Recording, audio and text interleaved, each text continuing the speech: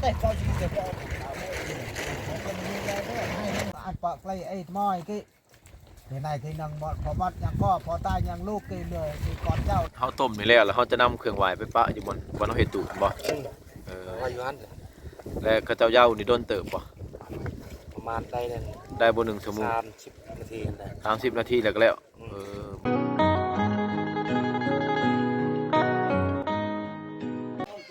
สบายดี FC บอสบูนทุกท่านมื้อนี้นะบอสบูนก็ได้เข้ามาที่บ้านของพ่อเฒ่าอีกเทื่อหนึ่งนะซึ่งเป็นบ้านชนเผ่าตีนะท่านผู้ชมมื้อนี้ก็มีโอกาสที่ว่า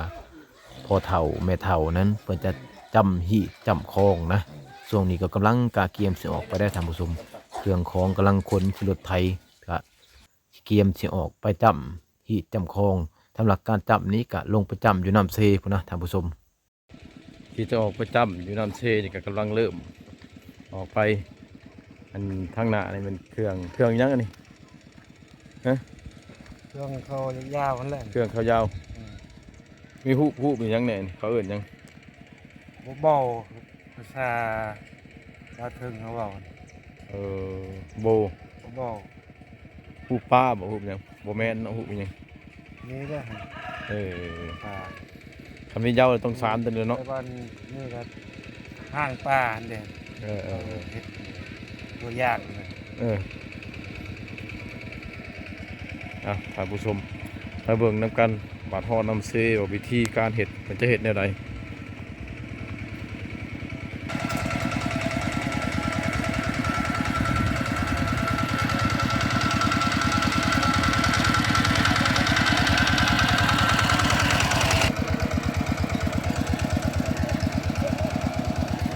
เครื่องที่ว่าเพิ่นเกียมไปยาวนะตัวเต็มอยู่ในรถไทยนั่นแหละลงจากบ้านนี่ไปหาบอลจุดที่เพิ่นยาวหันกาได้อยู่ลักกลัวๆละท่านผู้ชม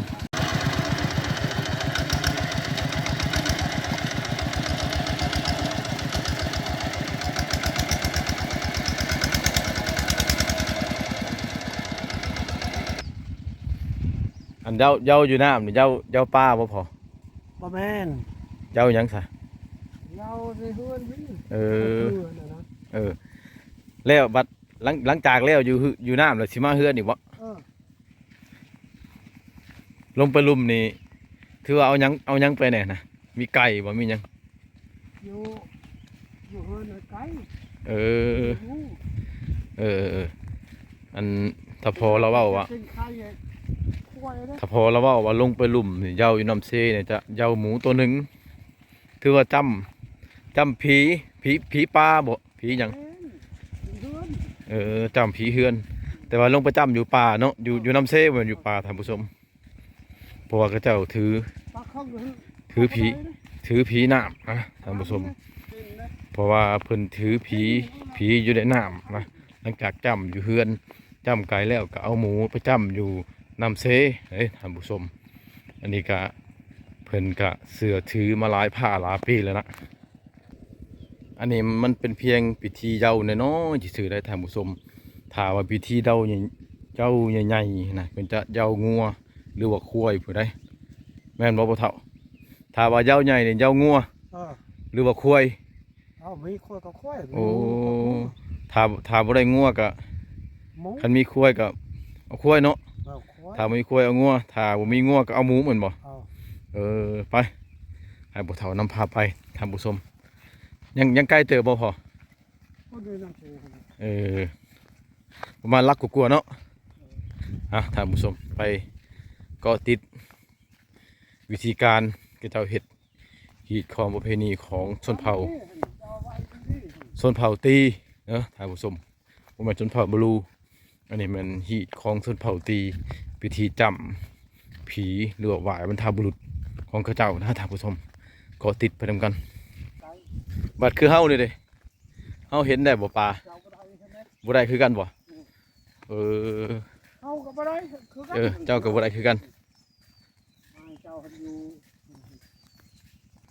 ตอกน้ำเจ้านี่เอาไปยังตอกน้ำเจ้านี่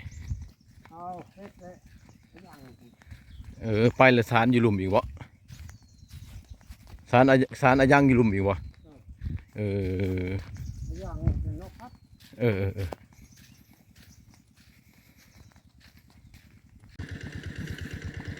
อย่างมากกะประมาณอยู่40นาทีท่านผู้ชมกะฮอดน้ำเซ่เลยแต่บ่ฮู้ว่าจุดจำอยู่จุดใดนะเด้คนมานำกันกะบ่หลายปานใดนะท่านผู้ชมประมาณอยู่7คน8คนนี่ละมื้อนี้ก็ยังดีแต่ว่าอากาศอบอุ่นแน่แดดออกแน่นะท่านผู้ชมจะน้อยก็ไปฮอดจุดจำจุดเยาและที่ก็ติดวิธีการไปกันมาหรือว่าพิธีกรรมเพื่อนเฮ็ดแนวใดก็ติดตามไปเบิ่งนำกันในท่านผู้ชมลุ้นนำกันในท่านผู้ชมเด้อรถไทยมันไปก่อนทางหน้าเลยทางนี้ก็คนกับแบกเครื่องแบกของไปด้านหลังคนวิธีการจำของชนเผ่าตีกับชนเผ่าบลูนี่ก็มีความแตกต่างกันได้ท่านผู้ชมชนเผ่าบลูนี่ก็เจ้าเย้าส่วนหลายนี่จะเย้าอยู่เฮือนอะไรก็อยู่ป่าแต่ถ้าเป็นชนเผ่าตีนี่เย้าอยู่เฮือนแล้วก็เย้าอยู่แคมป์น้ำอยู่ป่าก็มีคือว่าที่ของชนเผ่าตีจะหลายกว่าชนเผ่าบลูเพราะว่าชนเผ่าตีเป็นชนเผ่าที่มาความสงบสุขที่สุดนะภาวะครอบครัว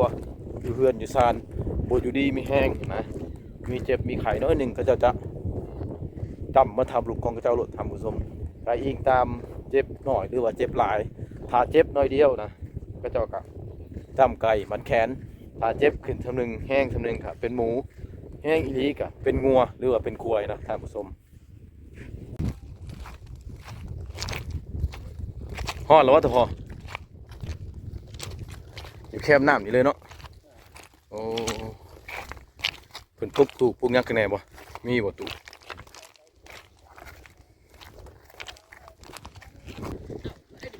อันนี้ก็เป็นครั้งแรกหรือว่าครั้งทมิตเด้อท่านผู้ชมที่บ่สมบูรณ์มาเห็นพิธีกรรมแบบนี้นะหลังจากมาฮอดแล้วก็เพิ่นก็ปุ๊กตูก่อนที่จะนั่งจำหรือว่านั่งเจ้านะท่านผู้ชมเพราะว่าสถานที่เนี่ยเพิ่นบ่ทันได้กะเกียมไว้ได้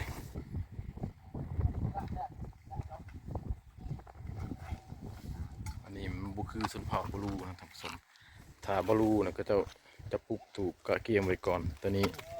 เพื่อมาหอดกะมาปลูกมาเห็ดเอา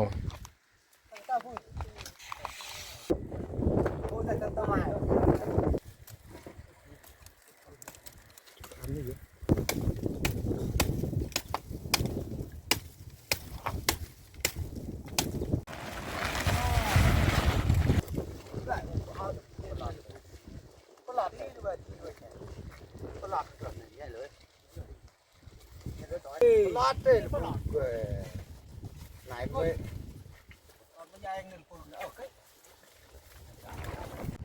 จุดพิธีการจำอยู่น้ำเซ่นี่ก็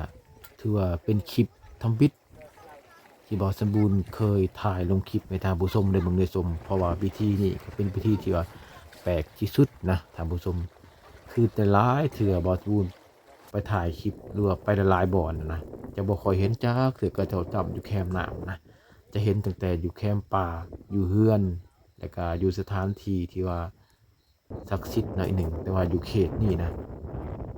หรือว่าชนเผ่าตีนี่นะจะเห็นพิธีกรรมที่ว่าจำอยู่ในน้ำหรือว่าแคมป์น้ำเซ่ท่านผู้ชม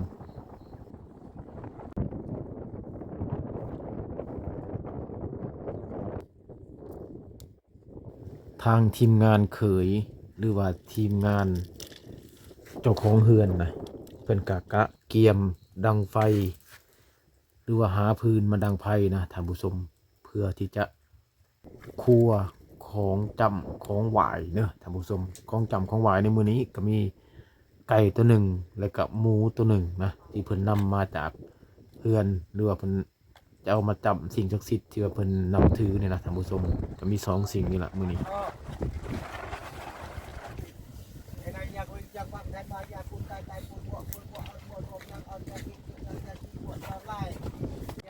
อันนี้นะยังบ่ทันได้เข้าพิธีเด้ท่านผู้ชม เป็นเพียงแต่พิธีเปิดทางของหมอเยาเท่านั้นตอนนี้หมอเยาเพิ่นก็เข้าไปเฮ็ดพิธีเปิดทางรอถาเครื่องที่ว่าครัวสำเร็จจึงเข้าพิธีใหญ่อันนี้เป็นพิธีเปิดทางซื่อๆท่านผู้ชมพิธีเปิดทางหาให้สิ่งศักดิ์สิทธิ์เข้ามาอยู่ในสถานที่นี้เพื่อรับประทานเครื่องจำเครื่องไหว้หันท่านผู้ชม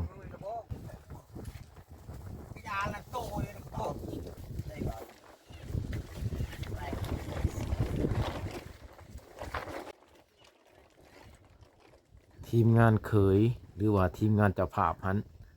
เพิ่นก็ได้สร้างบอนที่จะวางอาหารอยู่ทางหน้าของหมอเยามันจะเห็ดเป็นหานน้อยๆแล้วก็จะนำเอาผ้าแพร่เครื่องจ้ำเครื่องไหวถ้าว่ามันครบแล้วจะปรุงไว้ตัวหน้าหมอเยาหันนะท่านผู้ชมสำหรับผ้าแพร่นี้ก็มีสิ้นพื้นเทวาและก็เครื่องนุ่งห่มของผู้ที่ว่าบรรพบุรุษของเพิ่นถ้าว่าเพิ่นจำบรรพบุรุษพายิ่ง ก็จะมีศีลแล้วก็มีแพรถ้าว่าบรรพบุรุษหรือว่าสิ่งศักดิ์สิทธิ์ที่เพิ่นนับถือเป็นผู้ชายก็จะมีสงฆ์แล้วก็มีแพรถือว่าเฮาก็สามารถเบิ่งได้ง่ายๆถ้าเอาเข้าไปร่วมงานก็เจ้าจำหิจำคองนะเฮาสังเกตเบิ่งเครื่องที่เพิ่นเอามาวางทั้งหน้า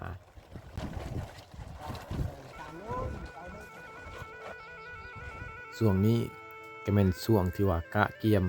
หรือว่าช่วงที่กำลัง สุมใส่การแต่งอยู่ครัวกินหรือว่าแต่งเครื่องเย้านั่นแหละท่านผู้ชมตอนนี้เคยขุ่นเขียวหรือว่าต้มหมูแล้วก็ต้มไก่เมื่อต้มหมูกับต้มไก่สุกแล้วจึงจะเอาไปมอบให้หมอเยาจากนั้นหมอเยาก็ถึงจะเข้าพิธีได้ในช่วงนี้นั้นถ้าว่าการแต่งกินอีกยังบ่แล้วหมอเยาหรือว่าแขกที่มาร่วมงานจะบ่ได้กินหยังมีแต่นั่งเบิ่งถ้าเจ้าของผู้เขาแต่งกินอย่างเดียวนะท่านผู้ชม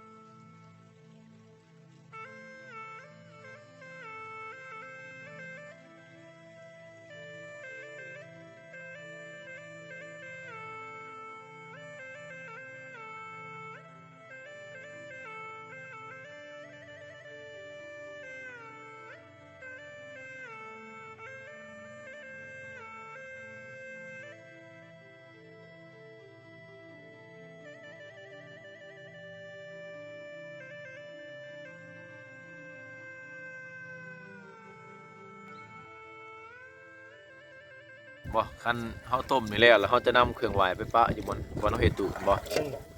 ว่าอยู่นั้น แล้วก็เจ้าเหย้านี่โดนเติบบ่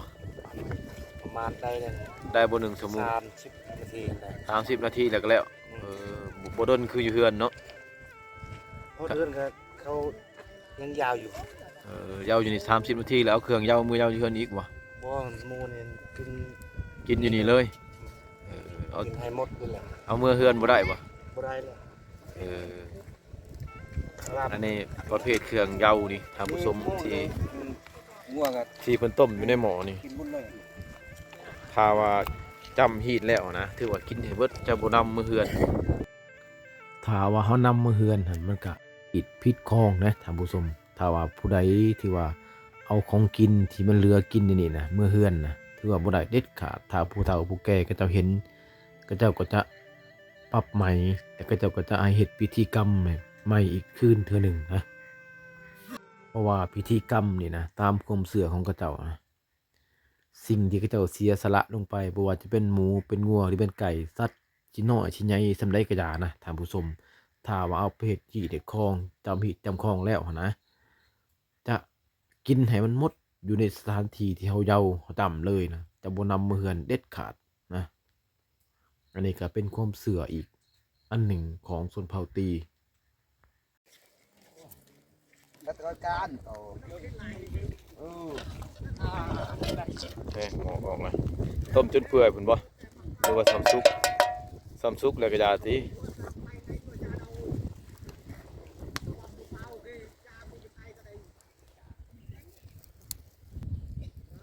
สำหรับพิธีกรรมนี่นะท่านผู้ชมผู้หญิงน่ะจะบ่มีสิทธิ์เข้ามาใกล้เด็ดขาดในพิธีกรรมการเยาว์การจำหีดจำคองนี่นะจะมีแต่ผู้ชายล้วนๆนะผู้หญิงนั้นจะเฮ็ดเวียกเฮือนต่างหากอีกต้มน้ำอยู่เฮือนหรือว่าเฮ็ดแนวอื่นท่านผู้ชมถ้าเป็นแต่งอยู่พวกกินหรือว่าเขามาใกล้ในพิธีการเยาว์บ่ได้เด็ดขาดอันนี้ก็เป็นข้อห้ามอีกอันหนึ่งของชนเผ่าตีเด้อ เครื่องจำเครื่องหวายตอนนี้ที่ว่าสุกไปแล้วทางผู้ชมกระเจ้ากะเกียมไปแล้วทางเคยผู้ใหญ่ก็จะย่อเครื่องจำเครื่องหวายไปปรุงอยู่ที่ห้านต่อหน้าของหมอเยานะทางผู้ชมที่กระเจ้ากะเกียมไว้แต่เบื้องต้นนั่นแหละเพื่อจะเกียมเขาพิธีกรรมหรือว่าจะเกียมเขาพิธีบวงสรวงหรือว่าอีหยังต่างๆที่กระเจ้าเสือถือมานั่นแหละตอนนี้ก็เพิ่งจะเริ่มเข้าพิธีเลยนะทางผู้ชมสำหรับในพิธีของเพิ่นนั้น อยู่ทางหน้าหมอยาวก็จะมีไข่ไก่แล้วก็จะมีเงินฟักเงินห้างอีกได้ตั้งอยู่ทางหน้านะท่านผู้ชม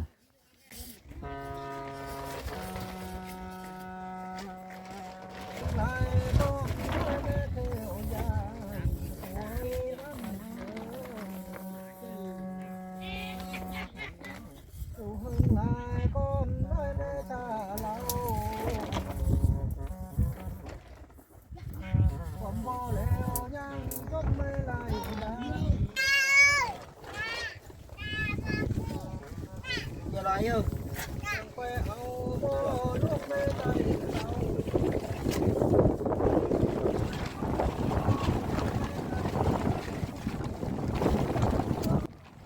มือนี่นะลมนะแห้งขนาดนะท่านผู้ชมเว้ยเพราะว่าออกมาอยู่แคมเซนี่มันจะบ่ค่อยมีต้นไม้บังพอบ่ได้แล้วมันจะเป็นหาดทรายจะเฮ็ดให้ลมนั่นทั้งแห้งจนบ่ได้ยินเสียงจ้ำเสียงเยานะท่านผู้ชม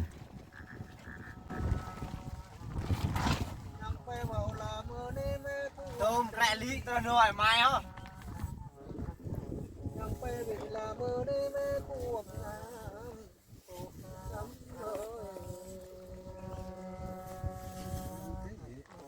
ำรถไปเบาลาเมื่อได้แม่ให้โหดรถลงยังไปเบาลามูลงแม่ป้องโอ้ยรถไปเบาลามูน้อยแม่ป้องฉันไปบอกลาโบมันแม่กะลุงแม่ทำเลยยังไปบอกลากาวิ่งแม่ลุงตามันไปบอกลากาวิ่งแม่ตาอนายยังเลยเอาลง ในระหว่างช่วงที่ว่าหมอเยากำลังจำลังเยาอยู่นี่นะท่านผู้ชมจะมีอีกคนหนึ่งนะลงเอาแบบว่าของกินเครื่องจำนะลงไปไหลไปตามน้ำเซอันนี้ถือว่าเป็นการแสดงถึงว่าการไหลเข้าป่าอาหารเลี้ยงสัตว์น้ำที่อยู่ในน้ำนั้นเพื่อให้เกิดสิริมงคลแก่ผู้ที่เชื่อถือผีหรือว่าผู้ที่ศรัทธากับผีอยู่ในน้ำหรือว่าผีอยู่พื้นน้ำนะท่านผู้ชมอันนี้ครับเป็นแบบการสะเดาะเคราะห์ของส่วนเผ่าตี้อีกอย่างหนึ่งนะท่านผู้ชมเวลาที่หมอเยาหมอจำเห็ดทั้งนี้ทั้งนั้นก็เอาใส่หมูเครื่องหมูลงไปไล่น้ำไปหลังจากไล่สำเร็จก็จะขึ้นมาหาหมอเยาอยู่เทิงอีกเท่าหนึ่งนะท่านผู้ชมเว้ย น้อยแม่ยังหีเกิดมีเวียงลาเบาน้อยแม่เอิ้นมา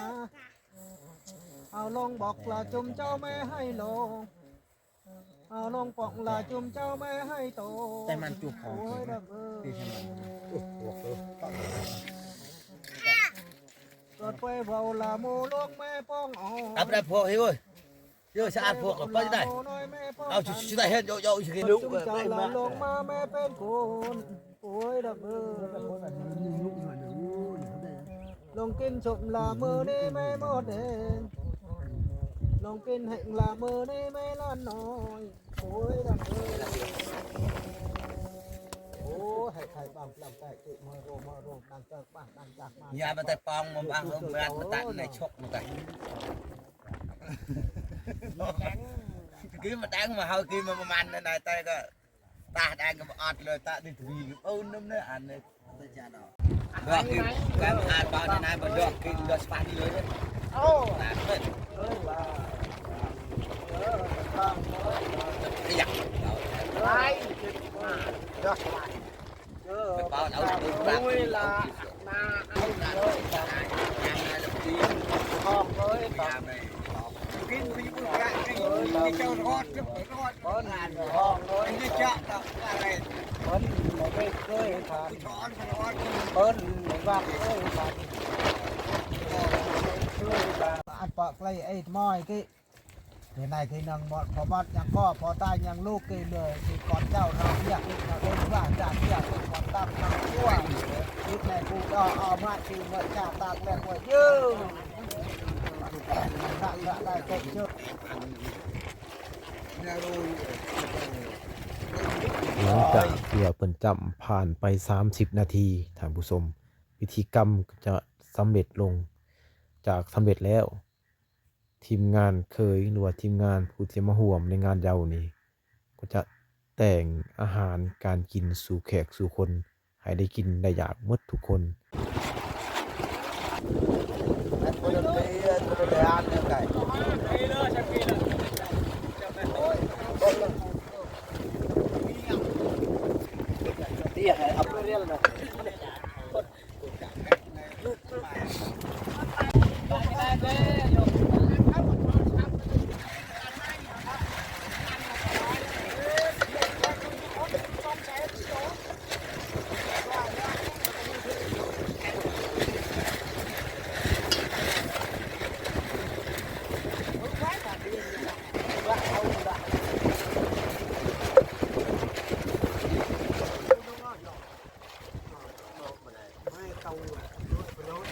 เอาไปขึ้นก็ได้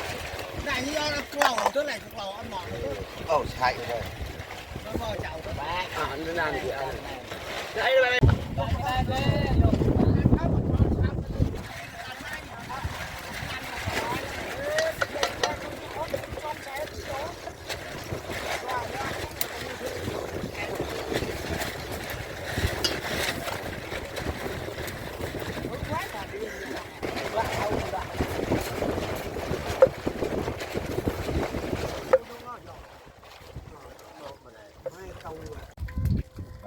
โซนเผาตีนี่ก็จะเป็นคนแบบโบกีทีนะท่านผู้ชม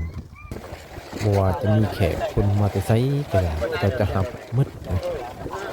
ทีมงานยูทูบเบอร์ลงไปหลายคนที่บ่สมบูรณ์สังเกตเห็นนะก็จะเอิ้นกินข้าวเสิร์ฟกินข้าวหมดทุกคนถ้าว่าก็เจ้าจำผิดแบบนี้นะทุกๆคนไปถ่ายคลิปต้องได้กินข้าวนำก็เจ้าแน่นอนเพราะว่าเจ้าจะบ่ขี้ที่นะมีของกินของอยากก็จะให้กินหมดกินห่วมกันลื่นเคยกันรู้ว่าบ่ลื่นก็ได้ก็จะกินเขาวกินน้ำนะท่านผู้ชม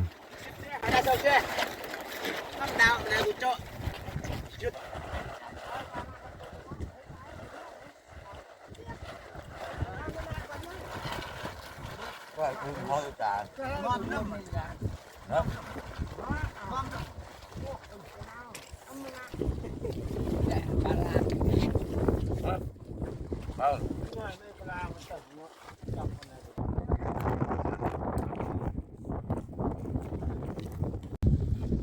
ท่านผู้ชมสำหรับพิธีการจำการเย้าอยู่น้ำเซนี่ก็ถือว่าได้สำเร็จเสร็จสิ้นเลยนะเป็นก็เก็บเครื่องเก็บของเพื่อจะกลับเพื่อนแล้วท่านผู้ชมเลยงานวันนี้ก็ได้เห็นวิธีการที่ว่าแปลกๆที่ ที่ว่าบ่เคยฮู้เคยเห็นนะท่านผู้ชมสิ่งที่บ่เคยเห็นบ่เคยรู้จักก็ได้ฮู้นะซะเมื่อจบพิธีแล้วบอสบุญก็จะเดินทางกลับเฮือนท่านผู้ชมกลับมาเฮือนแล้วก็สิไปเดินทางต่ออีกท่านผู้ชมไปเข้าหมู่บ้านชนบทอีกบ้านหนึงอีกที่มีความแปลกประหลาดคือกันท่านผู้ชมเจอกันใหม่คลิปหน้าสำหรับคลิปนี้บอสบุญขอฝากไว้ที่นี่ท่านผู้ชมอย่าลืมกดไลค์กดแชร์และกดติดตามเพื่อให้กำลังใจบอสบุญตื่นขอขอบใจท่านผู้ชม